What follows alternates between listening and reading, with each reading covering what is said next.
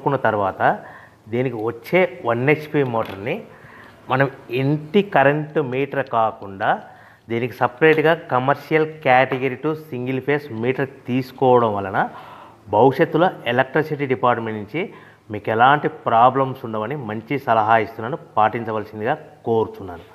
So ఈ semi automatic hydraulic single లై buffet plate making మిషన్లో కేవలము బఫే ప్లేట్లు మాత్రమే తయారు చేసుకోగలుగుతాము.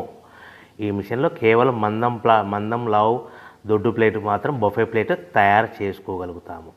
సో ఈ మిషన్లో ఎలాంటి టిఫిన్ ప్లేట్లని, డోనా కప్పులని, ప్రసాదం కప్పులని, స్నాక్స్ ప్లేట్స్ అని, టీ కప్పులని తయారు చేసుకోలేమని మీకు అందరికీ సలహా ఇస్తున్నాను.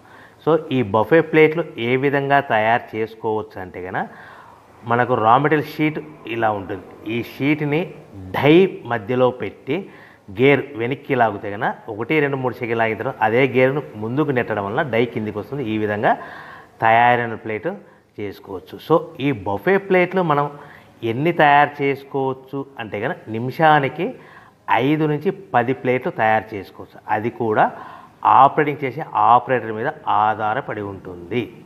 సో మనము ఈ బఫే ప్లేట్లు నిమిషానికి 5 నుంచి 10 ప్లేట్లు మిషన్ కొన్న స్టార్టింగ్ కొత్తలో మనకి ఎలాంటి అనుభవం ఎక్స్పీరియన్స్ ఉండదు కాబట్టి 5 నుంచి 10 ప్లేట్లు. అదేవిధంగా ఒక 1 మంత్ లోపల బాగా ఎక్స్పీరియన్స్ వస్తే 10 నుంచి 15 ప్లేట్లు, 10 నుంచి 15 ప్లేట్లు, 10 to 15 ప్లేట్స్ తయారు చేసుకోవచ్చు.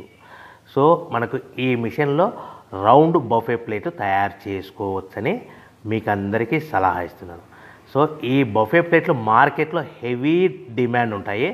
సో మనకు ఈ బఫే ప్లేట్లు ఈ విధంగా మనము నిమిషానికి ఆపరేటర్ మీద ఆధారపడి ఉంటుంది కాబట్టి నిమిషానికి 5 నుంచి 10 ప్లేట్లు పర్ డే 8 గంటల నుంచి 10 గంటలలో యావరేజ్గా 3000 నుంచి 5000 ప్లేట్లు తయారు చేసుకోవచ్చని మీకు అందరికీ సలహా ఇస్తున్నాను.